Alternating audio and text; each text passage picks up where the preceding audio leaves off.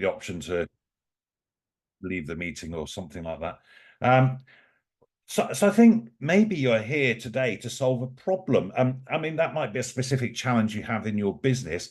It might simply be because you want to enhance your learning and understanding. And today I'm going to show you how to grow your business by finding and securing new customers.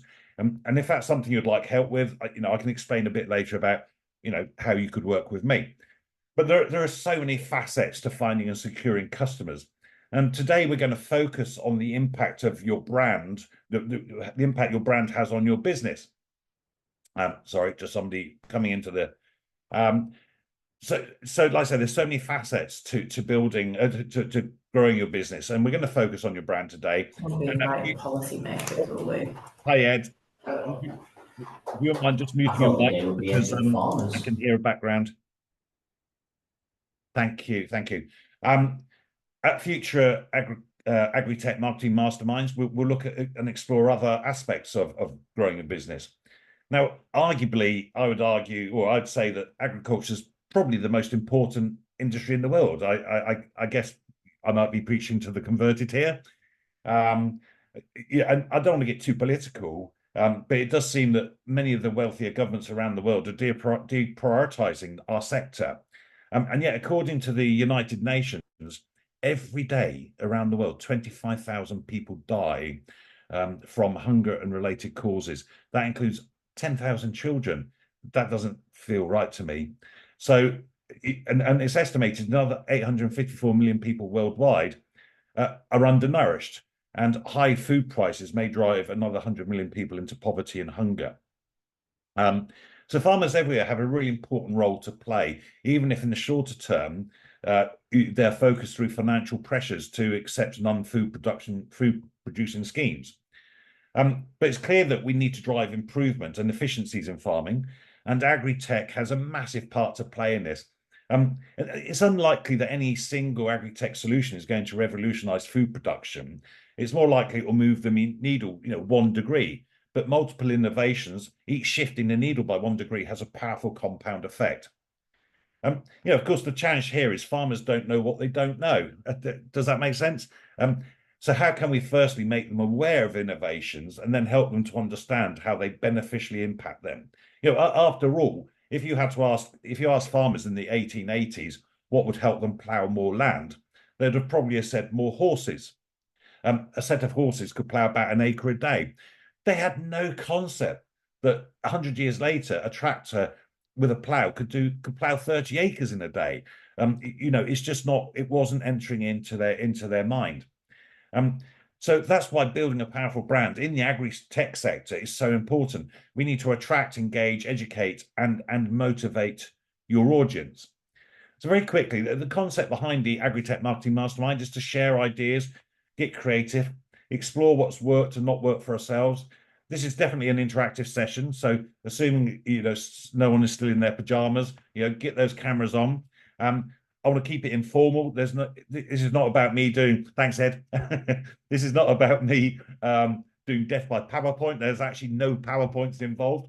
In the future, we might use the odd slide.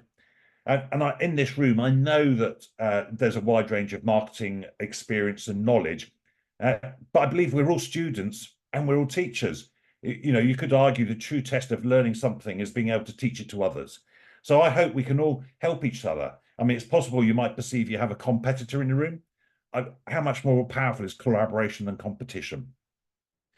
So the concepts introduce Agri-Tech marketing topic each session and have a short talk about it. Then I like to open up the room to everyone, and perhaps you've got a challenge or a share or a comment that you would like to make, and maybe we can have each other's input into that. Like I say, I want to keep it interactive. I'm sat here, as the expert, but no, we've all got levels of expertise I'd love you to bring to the room. I'm very open to feedback and thoughts and ideas, how the Agri-Tech Marketing Mastermind can progress and how it can help you. The reality is, hearing other people's challenges and sharing those, that all helps us to learn as well. Your feedback, after all, feedback is the breakfast of champions. So yeah, lay it on thick. I do believe in keeping to time, so we will be finished by 10:45. I mean, I will hang around afterwards just for a little while if anyone has any final comments and questions that they'd rather do without other people. So you might be wondering what gives me the right to talk about branding, marketing, and growing business in the agri sector. Well, very, very briefly, all I ever wanted to be was a farmer. And at the age of 9, I was sent off to Auntie Jean's farm for a week, and I fell in love. I mean, with the farm, and Auntie Jean was quite cool too. And so I ended up going to agricultural college down in Sussex, a place called Plumpton. 3 fantastic years of my life. Ended up driving big green tractors with yellow wheels, living my dream. But then sat ploughing one Sunday afternoon, persuaded by my fiance that farming wasn't going to provide the lifestyle expected of me. Very naively, we set up a design and marketing business based on her skills as a graphic designer. Go figure, farming to marketing. So I very quickly had to learn about growing businesses and did that for a long time. And then, unfortunately, sort of 2016, she decided not to be married to me any longer. And so actually, I decided to go and live my dream again for a little while. So I actually went to work on a farm on the Isle of Man.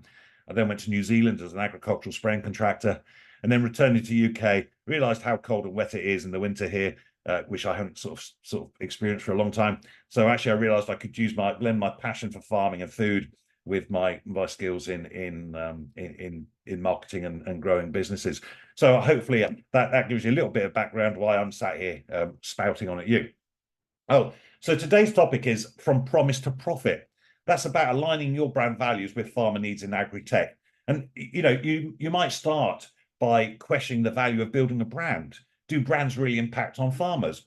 I mean, if you asked many farmers about branding, they might just possibly say it's not important to them.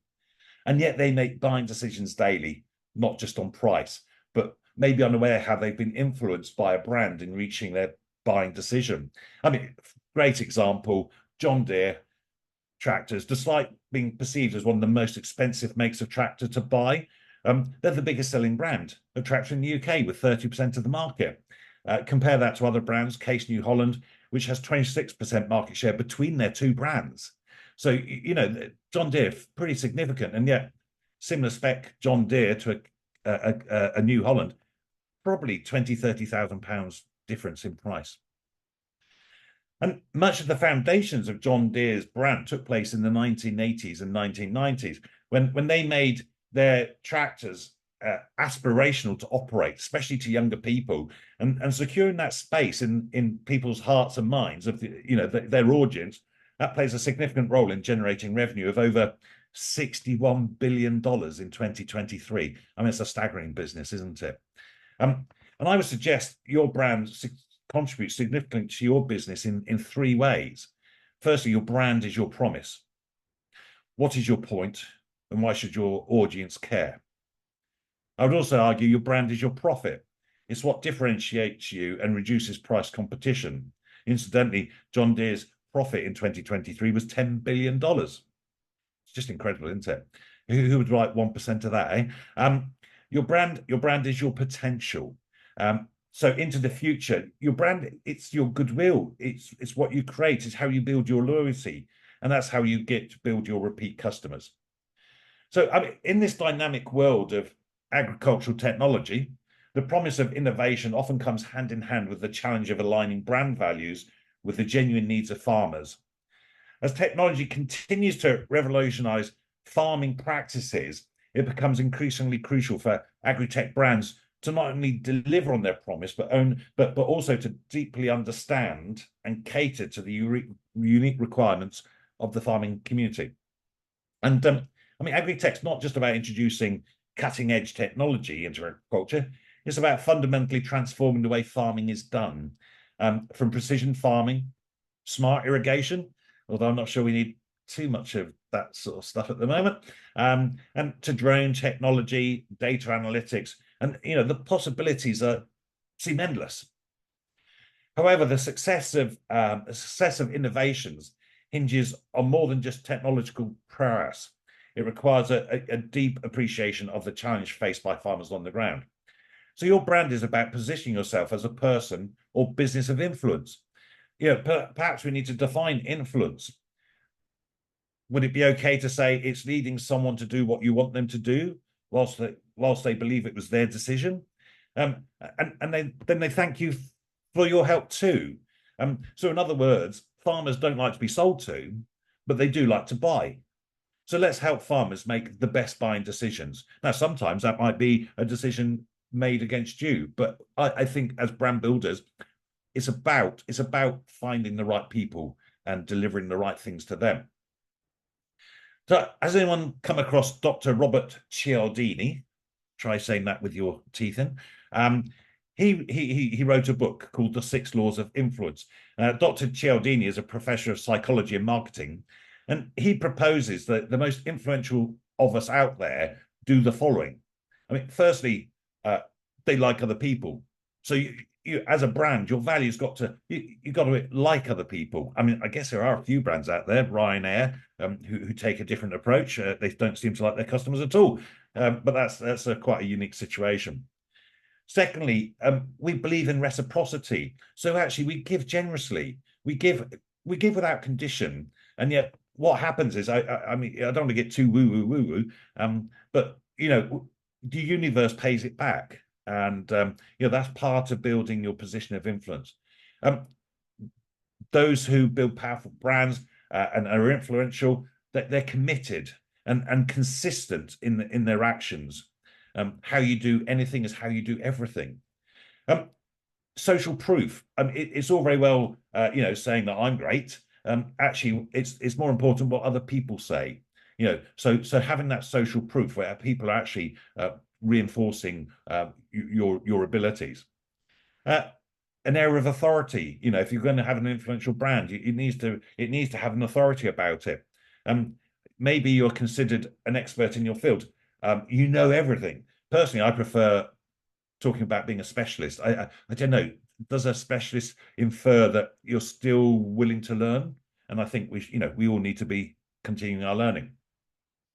And sort of finally, from Dr. Cialdini, you have a degree of scarcity. Busy people attract. Um, Quiet people tend to repel. So have a think about how those can be integrated into building your brand values, and to make it to position you as an influence.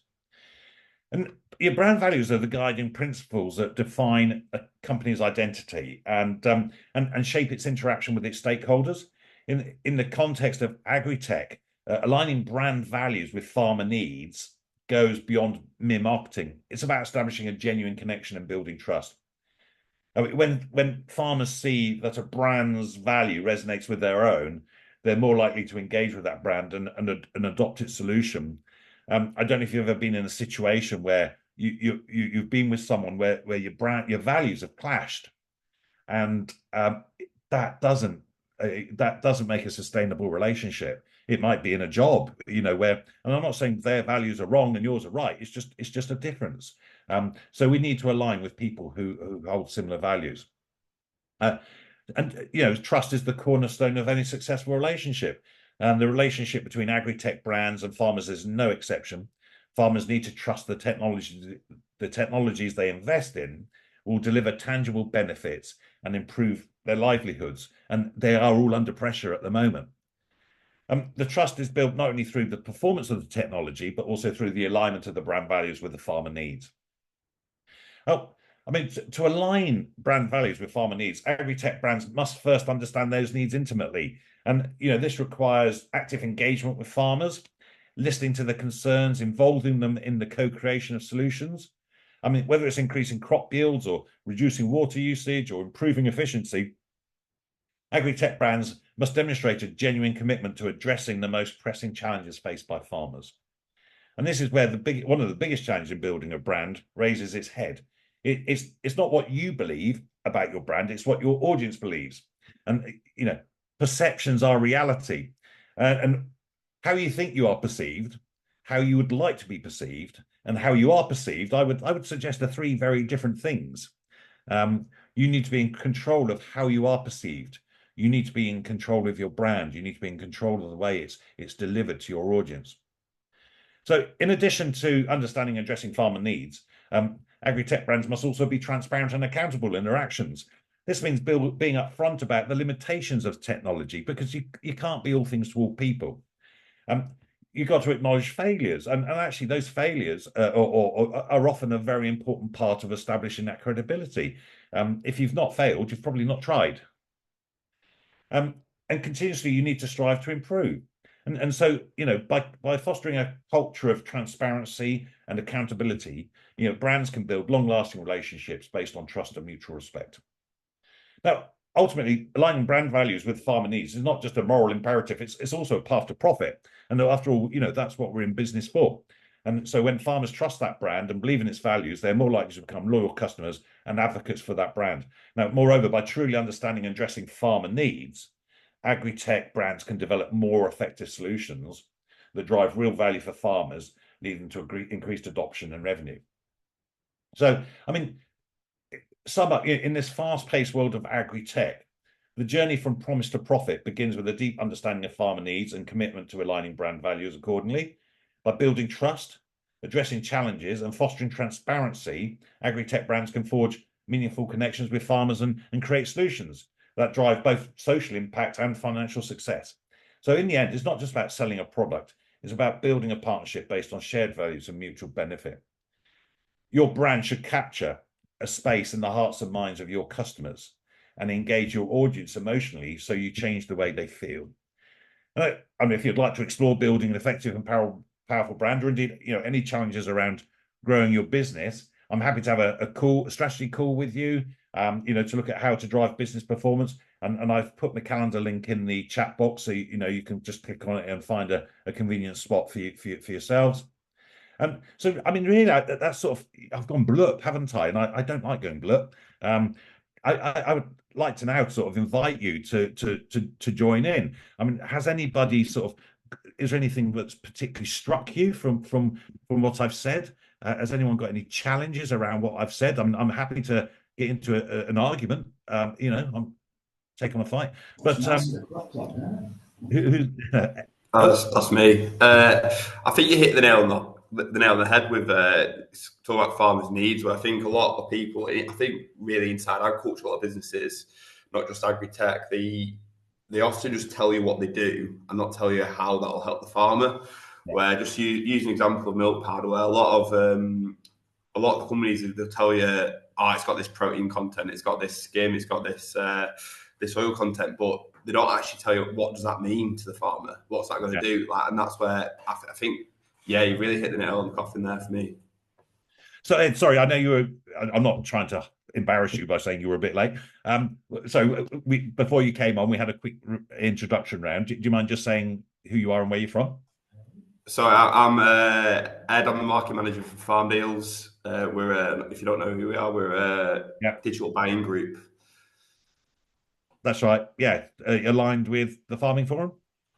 Yeah, we started by the same people who started the forum. Yeah. Okay, great stuff. Thanks, Ed. Is there anybody else who? I mean, Sue, is there anything challenges wise that you're facing, or anything that's provoked you there?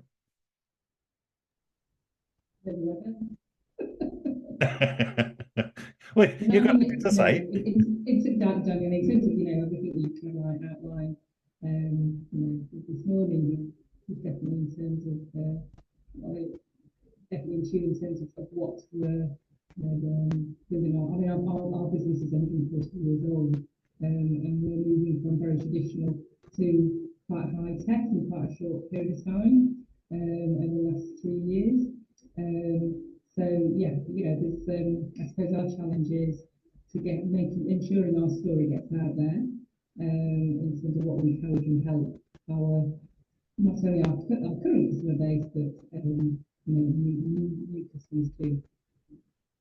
Okay, thanks, Sue. I don't know if anybody. I think there's a little problem with your microphone. I've sort of got the gist of what you're saying, but it's coming across quite muffled. I don't know if anybody else experienced that, or whether it's just my old ears going a little bit sensitive. But thank you, Sue. It might be just worth getting checked out. Thanks, Ray. What about you? I mean, you shared a fascinating journey in your introduction. I obviously, I mean, you talked about a couple of things, but olive oil production. I mean, that that's sort of like the consumer end, I guess, where brand is so important. But you talk about other bits and pieces. Any thoughts? Yeah, sorry about the background noise. Yeah, we naturally our yield has been fluctuating over the last 2.5 decades, and so on the high end, we've produced anywhere between 12 and 15,000 litres, which sounds like a lot, but it's not. That's not a lot of output at all. And we've always been somewhat specialised in supplying local markets and local direct to consumer in Sicily and southern Italy. And it's all word of mouth. And so our branding journey has been extraordinarily long in the sense that we have no brand, and that is not something that my Sicilian in-laws care too much about, right?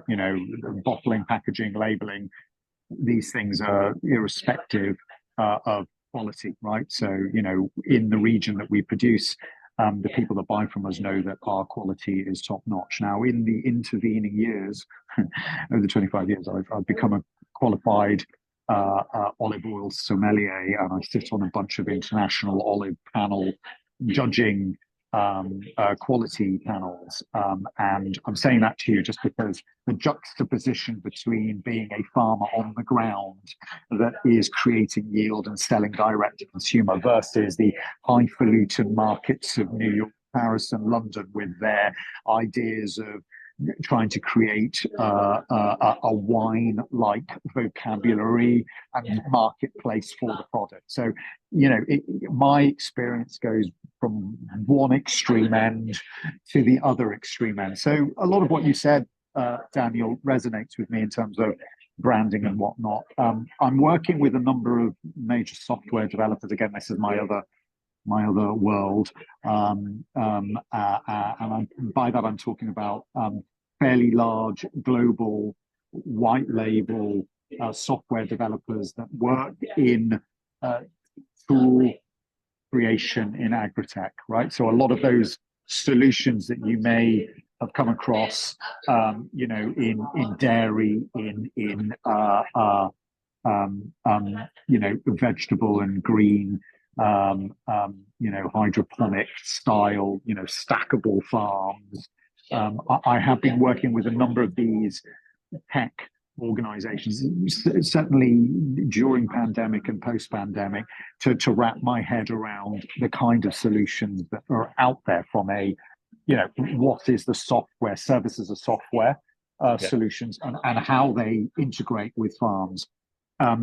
That is, again, an extreme, because in the olive oil sector, outside of the intensive farming in Spain, very little penetration into the market, very little understanding of the space. So I found it, again, everybody understand that my sector is quite narrow and quite specialized, but I have found everything that you've said, Daniel, has been the case. The big software developers, Central Europe, Eastern Europe, LATAM, I'm talking about the big software development, third-party software development companies that develop the tools that are the major top 5 agri-tech open source platforms that are sold on to farms and farming.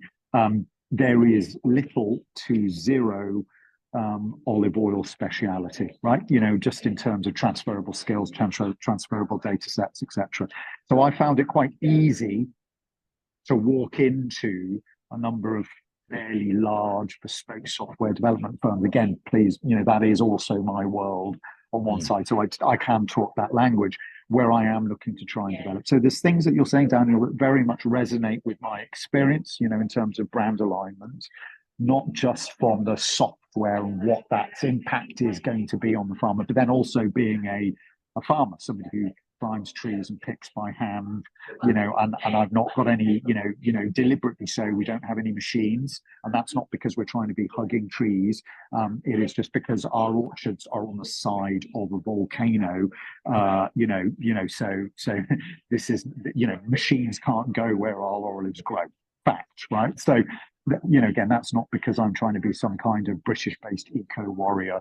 That's just, my wife's family have been making olive oil for 500 years, and that's the way they've always done it, and the machines don't go there. So how does one then bring something that is so purist in an agricultural sense with an extraordinary depth of artisanal technique, and how does then bring and align artificial intelligence within that? So I'm faced with the ridicule of the Sicilian farmer.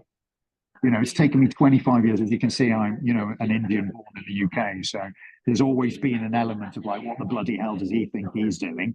But 25 years later, I've been somewhat accepted as the crazy Indian that makes olive oil with that family.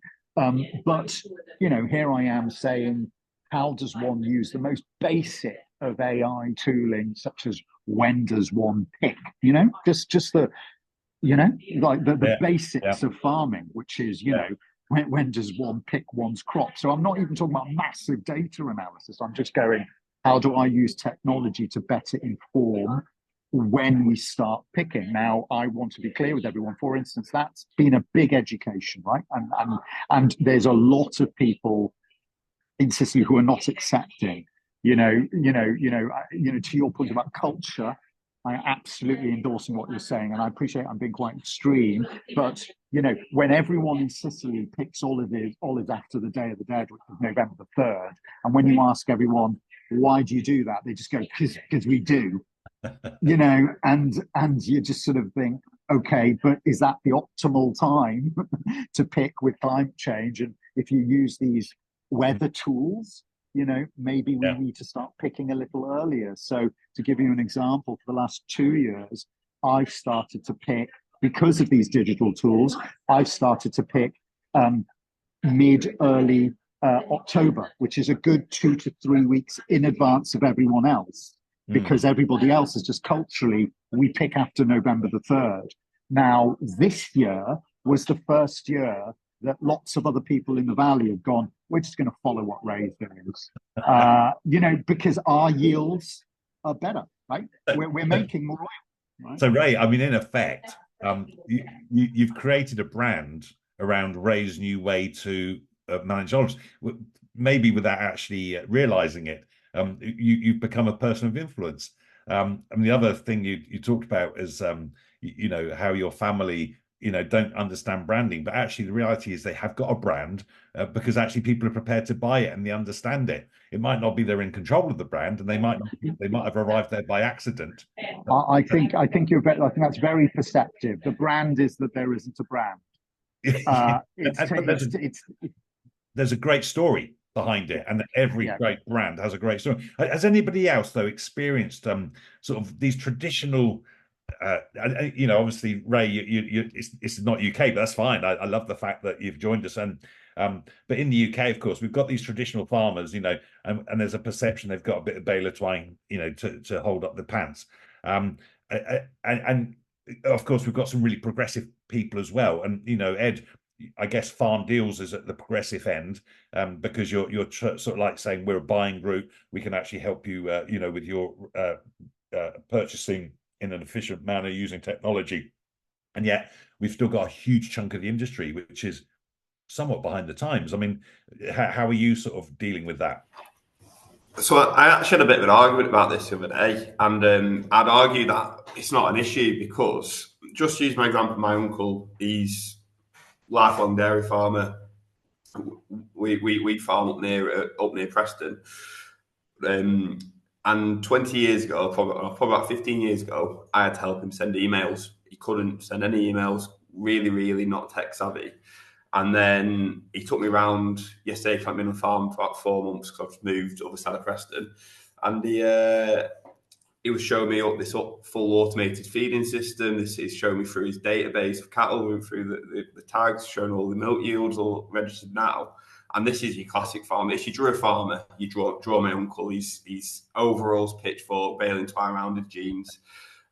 So I'd argue that even though we do have this big representation of the industry, the stereotype of, oh, you don't understand them, they're speaking a really funny accent, they don't use technology, they're still part Nokias. I think farmers nowadays have to use that technology, so they are savvy to it. Like, it's rare. I don't think I've actually ever spoke to a member who's not been able to use a platform really, because I think whether COVID also pushed that along with everyone using the NHS app. I've seen that a lot with the QR code. I think we are now in a time of agriculture where everyone's catched up. Everyone's got an app on the phone. Everyone's using it. I mean, I think the real issue is making it easy to use for Agri-Tech. I think there's a lot of Agri-Tech companies who, for a time, it was very difficult to use their apps, but then they'll sort of blame it on that stereotype, where I think that is wrong, because my granddad, he's 90 now, and he uses Facebook. So if he can use Facebook, it's a usability issue, isn't it? It's not the fact that they can't use technology. It's the fact that you need to make your app easy to use for them, and that's my 2 pence on that matter. Anyway, feel free to tell me I'm really wrong with that, but I've never come across a member out of our 3,100 members who've say, "Oh, your app's hard to use." Yeah, so actually, I suppose, sorry, I really appreciate other people's points of view, so I don't want to dominate, but just you talked about 3,100 members, which is brilliant. But I mean, how many farmers are there in the UK? It's a very arbitrary figure, but maybe 80,000. So whilst you've done really well getting 3,100, there's a huge chunk there who have yet to sort of grasp it. And I think that's often one of the challenges. When I said, you don't know what you don't know, you live in a vacuum, don't you? And it's not until you disrupt that, until you can get somebody, understand someone's pain points and actually say, well, there is another way forward. But unless they're listening, it doesn't matter what you say to them, does it? And no, yeah, exactly. Has anyone else Nick? So you've talked. I think you said you've sort of got a background in agri-tech, but you're moving over to marketing. Is that right? Yeah. Yeah, I'd say probably, I think I've noticed from talking to various growers of different types is because obviously their profit margins are like not fragile, but like very weather dependent. Like risk is something that they don't necessarily want to take on something new that they don't understand how it works, which is totally fair enough. And from talking to them, because we do a lot of work with like biocontrol things, and generally our thing is bringing new things into the market that weren't there before. And most questions I get from them are it's just bombardment of, well, how does that work? And the impression I'm getting is just no one's really taking the time to explain to growers how the new things actually do work. So they don't trust them, so they don't want to use them, which makes sense to me, but it's clearly quite a big issue. Yeah, no, absolutely.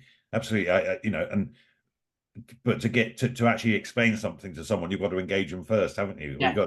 You've got to pique their interest. And I mean, Roy, you obviously we've known each other a few years, and you've gone from a big corporate organization, haven't you, to was it right, fair to say, a more entrepreneurial sort of maybe this big, yeah, this big. But so I mean, you're probably experiencing both sides at the moment, aren't you?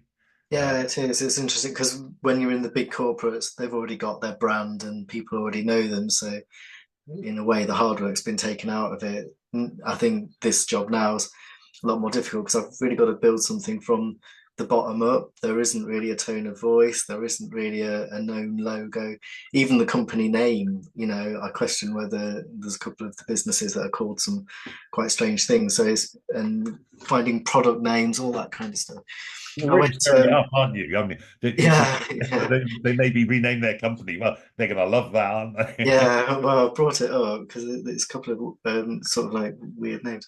But we went to a conference last week, and it was kind of like a Dragon's Den type presentation. There's I can't remember what the lady's name was now, Deborah Meaden, doing presentations, and some like business psychologists and stuff. They're all really well-known people on the circuit, really respected people, psychologists and things. And one of their big take-home things for branding, tone of voice, sort of like listening to customers, engagement, was something along the lines of, in any film or book, there's the hero, like Harry Potter, but then there's also the like the influencer, the guide. So that might be his friends, Hermione, Ron, whoever else. And they were basically saying that all businesses, we're all in the same business, we're all competing against each other. And it's about becoming the guide and not the hero. So that's the way then you're building the trust, you've got more engagement. It's all about building the trust. And they said something along the lines of, you're not competing with other businesses for the business, you're competing for the trust. And then once you've got the trust, it's the relationship, the repeat business, all that kind of stuff. So I just thought that was a nice thing from Promise to Profit. It was all about the promise really of how you can help them, what the benefits are of your products over someone else's, what benefit it is to the user or the buyer to buy that product. I thought that was quite interesting. And I think you've just said something absolutely fantastic, and I'm going to plagiarize it with pleasure. Become the guide, not the hero. Yeah, I've totally stolen that from the conference. Well, I don't think many of us invent very much these days, do we? It tends to be borrowed from somewhere else. And but I thought that was, and as marketeers, isn't that our job? And actually, let's make the customer the hero. Let's guide them. It's absolutely brilliant. Well, look, I'm conscious of time. I promised to finish on time because I know that we run diaries, and it's just respectful to not keep people hanging on thinking, "God blimey, he's rabbiting on a bit more." So I mean, I'm sorry, I'm going to rob that as my takeaway. Roy, become the guide, not the hero. Has anybody else got one little sentence? Just keep it really short of a takeaway that they've got from today. Anybody like to add one? I'm going to put somebody under pressure. Ed? I do really like that, to be fair, as well. I'm going to pinch that, Roy. Cheers. It is just, but I suppose that ties in what I said at the start with, rather than just talking about yourself, talk about how it will help them. So instead of saying, I'm going to use milk powder as another example, this has got loads of protein, loads of fats, it's going to be, it's like, that's what it is. Say what it's going to do to the farmers, like say, weight gain, it's going to do really good weight gain. Or I suppose if you want to do it to Agri-Tech, like weather systems or something, you instead of saying, detect weather, detect this, go, let's say something like discover spraying windows, discover perfect harvest windows, and it's I think that's the core sort of area of Agri-Tech where everyone needs to focus on, really. So yeah, great point there, Roy. Great stuff. Thank you so much. So look, I mean, within the group here, if there's connections that you think would help you, let me know and I'll connect you up. I mean, Roy and Ed, I don't know if you know each other, but obviously Ed has a channel, Direct to Farmers, a buying channel. It might be worth a conversation to see actually if there's something there. Likewise, reach out, let me know, and I'll connect you up, assuming the other person wants to talk to you. Remember, if you want to have a chat with me, you can book yourself a one-to-one call. We can have a deeper conversation about, your branding, your marketing, how to grow your business. Like I say, my calendar link's in the chat box. Thank you for joining in this Agri-Tech Marketing Mastermind Zoom. Like I say, I'm going to hang around for a few minutes just if anybody's got anything else to say. Otherwise, look at that, 10:44. How's that? So it really is time to say goodbye. And remember, hope is not a strategy. And goodbye. Cheers. Bye. Thanks, Nick. Hello, Sue. You all right? I can't hear you now. No, I'm trying to leave. Have you done something with your microphone because it's changed? Yeah, we use Teams in the business, so we don't use Zoom. So yeah, I literally just need to tick a little box, and it went into my ear. Okay, so thanks for that. It was lovely to see you. Yeah, no, thanks very much. Cheers. Bye-bye. Bye-bye. Bye-bye.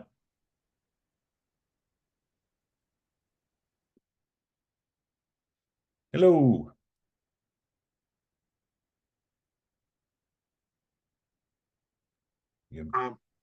Hello. Hi, Dan. I think you should stop recording. So. Well, that's a good point. I always forget.